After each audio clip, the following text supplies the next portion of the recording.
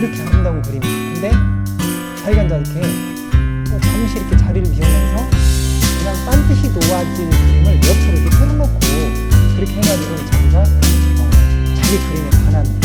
그래서 이게 뭔가 이게 뭐지 하면서 뭔가 단순한. 안녕하세요, 시너지 작가 유길문입니다. 오늘 공유해드릴 책은 그림 보는 만큼 보인다라는 책이거든요. 그림 보는 만큼 보인다라는 책의 저자는 손철주 작가님이시고요. 손철주 작가님은 미술평론가이시고 오랫동안 신문사에서 미술 담당 기자로 일을 하셨네요. 그리고 미술에 대한 글을 많이 썼고, 저서를 보니까 꽃피는 삶에 흘리다, 그림 아는 만큼 보인다, 액그림 보면 앳생각이 난다, 이런 책을 쓰셨네요. 그림 책이기도 하고, 그 다음에 책을 읽어보니까 그 이제 아주 오래된 그런 그림부터 해가지고 그래도 깊이가 있게, 예를 들면 그림에 대한 어떤 통찰을 이야기하는 것 같아요.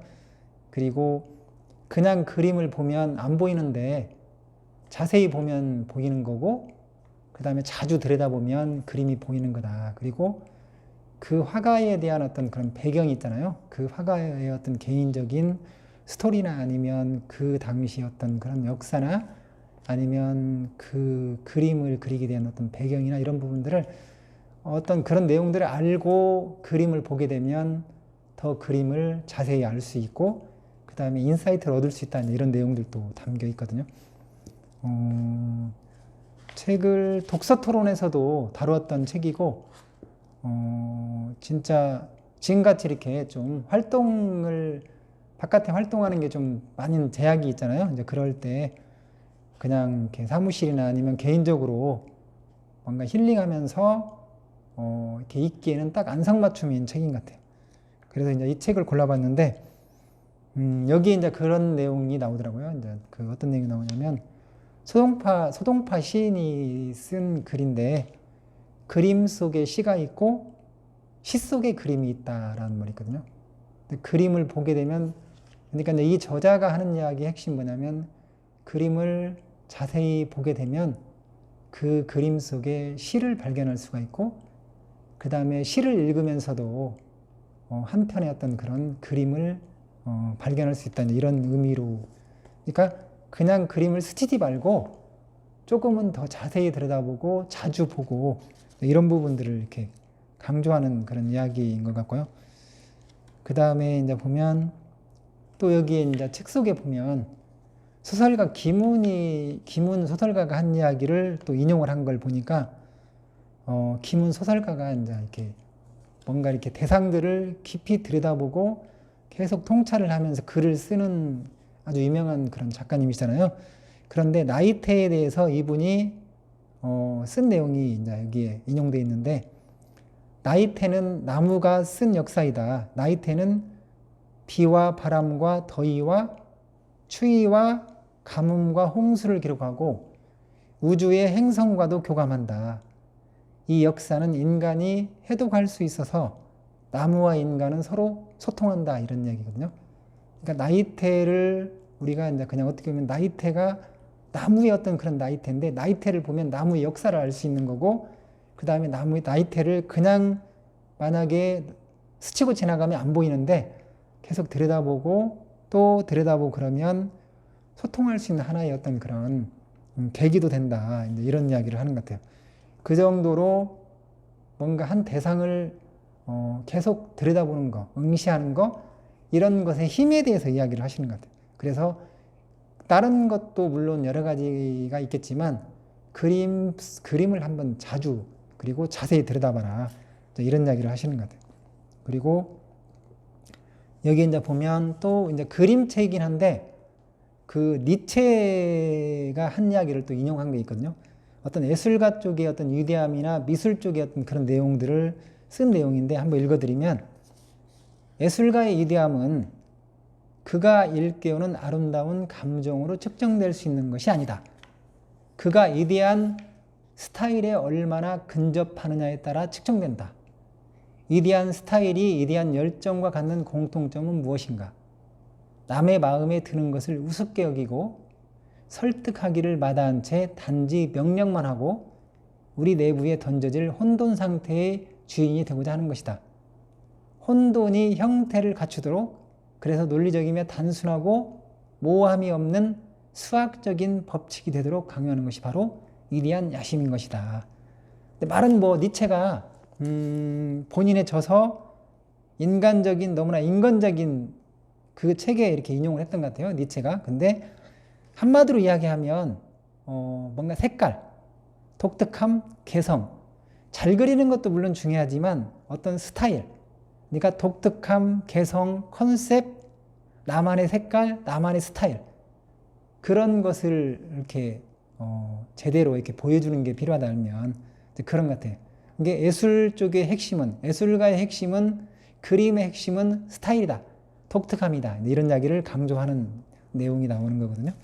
그리고 아마도 이제 이것은 그림뿐만 아니라 사업이나 어떤 모든 영역에서 아마 똑같은 것 같아요. 이건 사업 쪽의 영역에서도 뭔가를 새롭게 변신하고 새로운 영역을 구축하고 그 다음에 어떤 그 제대로 된 어떤 그런 것을 시너지를 내려면 아마도 스타일, 독특함, 개성, 컨셉이 중요하지 않나 이런 생각을 해보고요. 그 다음에 또 이제 여기에 이제 어떤 내용이 또 나오냐면 뭉크에 관련된 내용인데 뭉크의 그림 중에서 그 다음날이라는 그림이 있대요. 근데 그 다음날은 그 그림이 어떤 그림이냐면 그림은 제가 보여주지는 않겠지만 뭔가 이제 숙취를 이기지 못해가지고 혼곤히 잠에 빠진 그런 여자, 이게 술을 먹다가 이제 잠에 이렇게 빠진 그런 여자를 그 그림을 그렸는데 그 뭉크의 그림을 오슬로 국립미술관에서 그 그림을 사니까 막 언론들이 이제 삿대질을 하기 시작했대요. 술 취한 여자가 쉴 곳이 아니다. 미술관은. 그러니까 빨리 그림을 내려라 이렇게 하니까 그때 그 오슬로 국립미술관 관장이었던 엔스 티스라는 사람이 이런 얘기를 했대요. 뭐라고 하냐면 그녀가 깨어나면 물어보겠다. 이곳이 쉴만한 곳이냐고. 그러나 지금은 자게 내버려둬야 한다. 그녀가 있는 것이 미술관의 영예가 될지 치욕이 될지 아직은 판단하기 이른 시간이다. 이렇게 어떤 하나의 어떤 이슈, 그냥 사람들의 어떤 시선이 조금은 이렇게 삿대질 한다고 해가지고 진짜 그 그림의 어떤 그런 에센스, 정수를 나는 그냥 내려놓지 않겠다. 이것은 어떻게 보면 나중에 역사가 이야기할 거고 그 다음에 이미 나중에 시간이 지나면 그것은 검증이 될 거다 하고 자기 어떤 주관을 가지고 주위의 어떤 그런 평론이나 어떤 그런 삿대질이나 이런 것을 흔들림 없이 그 오슬로 미술관에 걸어놨던 그런 사례를 이야기하는 거고요. 그만큼 그냥 겉만 보는 게 아니라 자세히 뭔가를 제대로 바라보는 게 중요하다 이런 이야기를 하는 거고, 그 다음에 이제 또 보면 여기 책 속에 세잔이 볼라르라는 그런 화상을 그림을 이렇게 그린 게 있거든요. 초상화를 그린 게 있는데 그 볼라르 초상화를 그리려고 그냥 한두 번 만나서 그린 게 아니라 105번을 만나가지고 그 초상화를 그렸다고 하거든요. 그런 정도로 일면 하나의 작품은 그 화가의 어떤 그런 정성과 어떤 마음과 혼이 담겨 있는 거다. 그렇기 때문에 그냥 스치고 지나가면 되는 게 아니고 제대로 바라봐야 된다. 알면 그 내면에 어떤 그런 게 있는지, 그 아픔이 있는지, 아니면 또 뭐가 있는지 제대로 들여다보는 연습을 하라. 이런 얘기를 하는 거고, 그 다음에 이제 보면 우리 대한민국 그 국민들이 가장 좋아하는 화가 중에 한 분이 혹시 여러분들은 누구라고 생각하시나요? 네. 좋아하는 화가들이 많이 있을 거잖아요. 근데 대한민국 사람들이 가장 좋아하는 화가 중에 한 분이 샤갈이래요. 샤갈. 근데 샤갈이 진짜 어려운 상황에서 그림을 그린 것 같아요. 그 러시아의 쪽에서 후원자가 있었다는데 파리에서 그림을 그릴 때 한 달에 120프랑? 그럼 돈 엄청 적은 거잖아요. 근데 그런 그 돈으로 이렇게 연명하면서 돈이 없으니까 식탁보나 침대보나 잠옷 이런 것에다가 그림을 그린 거예요. 그리고 먹을 게 없어가지고 그냥 이렇게 고기 있죠. 청어라고 여기 표현됐는데 청어 한 마리를 둘로 나눠가지고 오늘은 머리 쪽만 먹고 내일은 꼬리 쪽만 먹고 이제 이렇게 하면서 밤샘 작업을 했다는 이야기 나오거든요. 그러면서 샤갈이 그린 그림이 도시 위에서라는 그림을 이렇게 그렸더라고요. 그러니까 이런 일반 사람들의 어떤 그런 생각을 뛰어넘는 독특한 그림.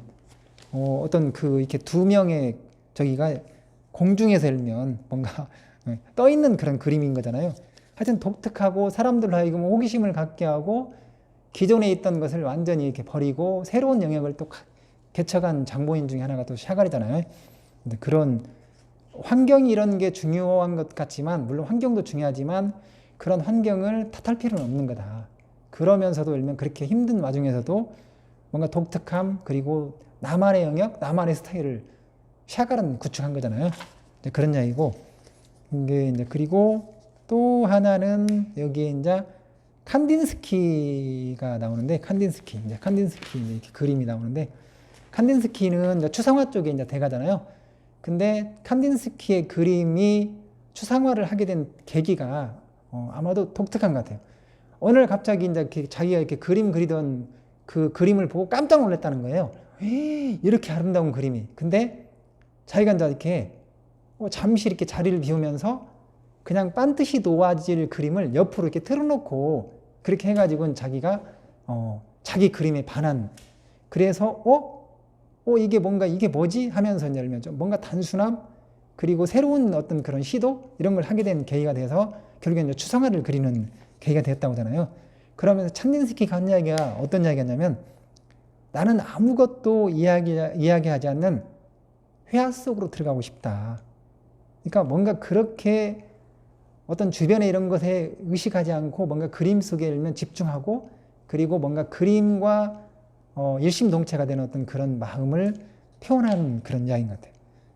그리고 마지막으로 한 가지를 더 말씀을 드리면 이제 여기서 이제 그 실은 이제 이 저자가 하고자 하는 이야기의 핵심은 이제 그런 거예요. 찬찬히 살피고 주의 깊게 생각을 하라. 찬찬히 살피고 주의 깊게 생각하라. 거의 아무것도 아닌 것처럼 보이는 것이 얼마나 아름다울 수 있는지를 보려면 찬찬히 보고 그리고 생각을 해야 된다. 이런 이야기를 하는 거고 그리고 그러면서 이제 이런 얘기를 하는 거예요. 어떤 그림과 그 그림을 그린 사람이나 출생지나 그 그림에 누가 소유자가 있는지 그리고 그 그림이 했던 여행 등은 어떤 게 있는지 이런 걸 알면 알수록 그 그림과 마주대했을 때 더욱더 풍부하고 깊게 그림을 경험하게 된다는 거예요.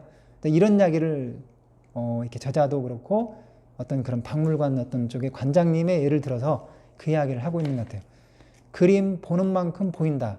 이 이야기의 핵심 메시지는 어떻게 보면 자세히도 보고 그 다음에 오랫동안 계속 바라보는 게 핵심이다 알면 그리고 그렇게 보다 보면 새로운 뭔가 통찰력 어떤 인사이트를 얻을 것이다 이런 내용인 것 같아요. 여러분 고맙습니다. 감사합니다. 마치겠습니다.